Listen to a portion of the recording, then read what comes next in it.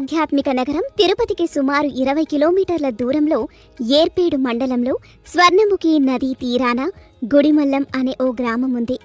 అక్కడున్న పురాతన ఆలయం ఎంతో చారిత్రక ప్రాశస్త్యంతో వెలుగొందుతుంది. ఈ ఆలయంలోనే మొట్టమొదటి శివలింగం ఉందనేది ఇప్పటి వరకు బాహ్య ప్రపంచానికి తెలియదు. ఈ ఆలయంలో ఉన్న శివలింగంపై ఎన్నో పరిశోధనలు చేసినా ఇప్పటి వరకు సరైన ఆధారాలు మాత్రం సేకరించలేకపోయారు. క్రీస్తు శకం మొదటి శతాబ్దం నుండి ఇక్కడ శివలింగం ఉన్నట్లుగా చారిత్రక ఆధారాలు ఉన్నాయి. శాతవాహనులు, పల్లవులు, చోళులు, విజయనగర సామ్రాజ్య వంశీయులు ఈ ఆలయంలో స్వామివారిని సేవించి వివిధ నిర్మాణాలు చేపట్టినట్లుగా తెలుస్తోంది. స్వర్ణముఖి నదీ తీరంలో గుడిమల్లం గ్రామంలో ఉన్న ఈ అతి ప్రాచీన శివాలయాన్ని పరశురామ ఆలయంగా పిలుస్తారు.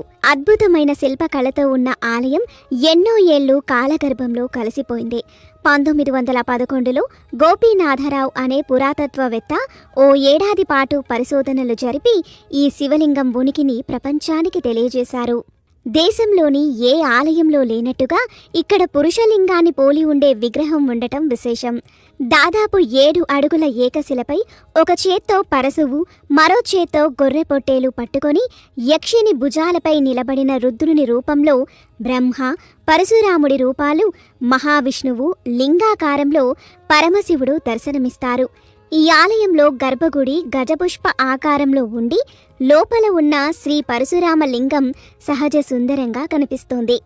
గుడి ఎత్తులో ఉండి ఆలయంలో శివలింగం కింది భాగంలో ఉండటంతో ఈ గ్రామానికి గుడిమల్లం అనే పేరు వచ్చిందని స్థానికులు చెబుతున్నారు. ఆలయ స్థల పురాణానికి కూడా ఎంతో ప్రాముఖ్యత ఉంది. ఏడాదిలో జూలై మాసంలో ఒకరోజు సూర్యుని కిరణాలు గర్భగుడిలోని స్వామివారిని తాకుతాయని ఆలయ ప్రధానార్చకులు చెబుతున్నారు. ప్రాచీన ఆలయంలో స్వామివారి చారిత్రక విషయాల గురించి శాసనాలు చెక్కబడి ఉన్నాయి.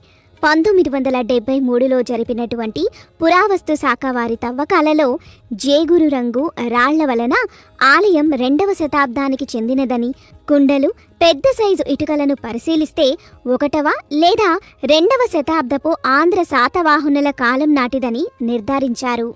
తవ్వకాల్లో బయటపడ్డ శాసనాలు కొన్ని ఆలయపు లోపలి, వెలుపలి గోడలపై ఉన్నాయి.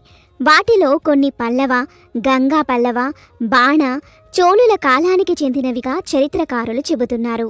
ఎన్నో శతాబ్దాల కాలం నాటి ఈ ఆలయంలో ప్రతి సోమవారం రాహుకాలంలో రుద్రాభిషేకం, మృత్యుంజయ హోమాలు ప్రత్యేకంగా నిర్వహిస్తారు.